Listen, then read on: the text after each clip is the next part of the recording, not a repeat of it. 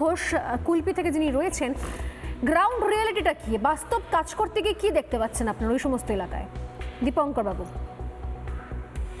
আমরা পার্টির নির্দেশ অনুযায়ী আমরা কাজ করছি এবং আমরা যেটা লক্ষ্য রাখছি বিএলওরা ঠিকঠাক কাজ করছে কিনা।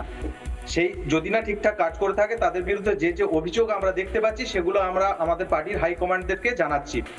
সেখানে এইরকম অভিযোগ আছে যারা স্ট্যাম্প দিচ্ছে না, শুধু সই করে দিচ্ছে, এবং যারা বাংলাদেশ থেকে যেসব রোহিঙ্গা ভোটাররা এসছে রাস্তার ধারে এবং খালের পাশে যারা বসবাস করছে, এই রাজ্যের সরকার তাদেরকে সব রকম সুযোগ সুবিধা করে দিয়েছে।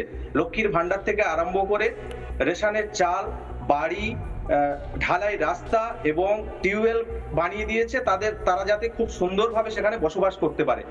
আমরা এই আবেদন বিএলওদের কাছে করেছি যে এদেরকে যদি এদের 2002 নাম থাকে বা এরা যদি অবৈধ ভোটার হয়ে থাকে তাদেরকে বাদ দিতে হবে।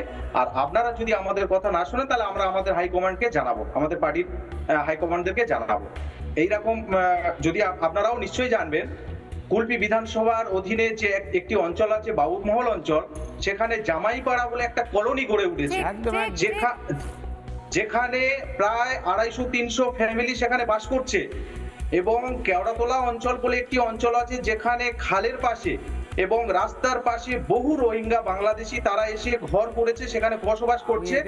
এইরকম শুধু কুলপি ব্লক নয়, এই রাজ্যের কোনায় কোনায় প্রত্যেকটি জায়গায় দিদি আপনারা যদি খোঁজ নেন দেখবেন এই সব মানুষ হঠাৎ করে কোথা থেকে এসে এখানে বাস করছে, প্রশাসন সব জানে, কিন্তু কোনো ব্যবস্থা নিচ্ছে না, শুধুমাত্র ভোট ব্যাংকের জন্য এবং আমাদের ট্যাক্সের টাকায় তারা সব রকম সুযোগ সুবিধা ভোগ করছে। কি ভয়ঙ্কর অবস্থা! আমরা এর আগেও সেই ঝাড়খণ্ডের সময় দেখেছিলাম যে জামাই পল্লী তৈরি হয়ে গেছে, সেখানে জামাই পালা, জামাই টোলা। অভিযোগ করছি যে আমি গত কয়েকদিন ধরে দক্ষিণ কলকাতার বিস্তীর্ণ অঞ্চলে ঘুরে দেখেছি বিএলওরা তারা একটা নির্দিষ্ট জায়গায় বসে ফর্ম কালেকশন করছে, যেটা বাড়ি বাড়ি গিয়ে নিয়ে আসার কথা সেটাকে ধরে নির্দিষ্ট জায়গায় বসে তারা ফর্ম কালেকশন করছে।